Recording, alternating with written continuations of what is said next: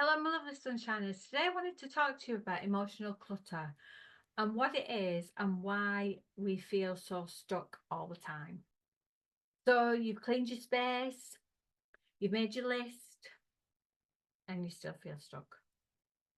You still feel like a fly that's caught on one of those pieces of paper where the flies stick to them. You're still feeling like your feet might be stuck in some moon boots that are stuck to the floor. So what gives?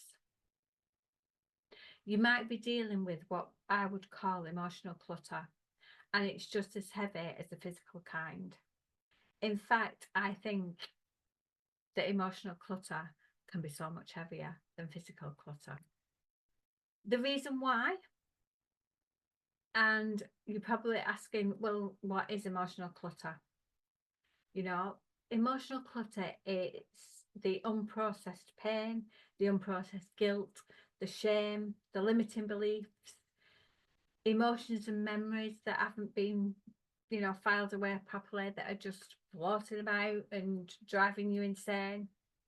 So think of your mind as a room, and in that room you've got sets of filing cabinets, all different ones, and all those filing cabinets and drawers represent emotions and feelings and thoughts and all that kind of stuff. And everything that you've not sorted out is floating about like the letters did in Harry Potter. They come in, they float around, they stay there and cause you all sorts of chaos because that unhealed wound, thought, limiting belief, um, you know, they're all floating about, and they just add to the chaos that's going on in your mind. So what are some of the signs that you're carrying this emotional baggage? Well, one of them is overthinking. You overthink everything, and you don't understand why you're overthinking. Another sign could be you're feeling that you can't make decisions. You're struggling to make decisions, and you don't understand why you're feeling like that.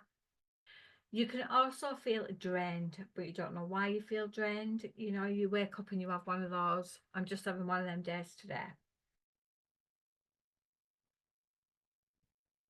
but you don't know why. You can be emotionally overstimulated. So all your senses are going on all the time, everything's flying in, and it's like watching everything on fast forward. And you finally find that there is no room for you to breathe through that. So why does this happen? And why we avoid it? So sitting with pain is scary. So we distract, we suppress, we scroll, but avoidance doesn't clear the clutter, it just buries it for a little bit. So what we tend to do is, something, a big decision or something's happened in your life, and you think, do you know what, I just haven't got I can't deal with that today, so I'm going to put it safely over there on a chair, like a pile of clothes that needs to go in your wardrobe. I'm going to leave it there and I'll sort it out later. And then you notice that that pile is getting bigger and bigger and bigger, and you're thinking, oh my god, this is not good. But I'll deal with it tomorrow. I'll be in a better place tomorrow, so I'll deal with it then.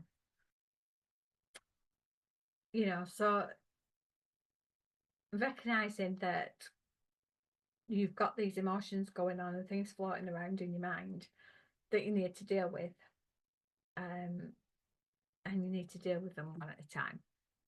How do we do that, I hear you ask? So how do we start to clear it? Well, journaling. Journaling is it's such a massive healer, journaling. But if you're not really good at writing things down or trying to express it in that way, you can also do it by meditating. That's a good way of doing it. You can do it through breath work. because these create spaces, they bring you back to the now, they create a space and they give you that space for you to be able to sort things out. So you can give the emotions a name and you can listen to what that emotion is, and then you can gently let it go and file it away. You know, it doesn't have to be some big, woohoo, we need to be doing this, this, and this. It could just be something really simple. And the thing I want you to remember is you deserve clarity. You deserve peace and you deserve lightness. So clear that clutter. Not all at once because that'll just be too emotionally overwhelming, but do it a little bit at a time. Do one thing every day and do one feeling at a time. And I promise you, you will feel so much better for it. So that's it for today. I shall see you all again soon. Bye for now. I'm sending you lots of love. Bye.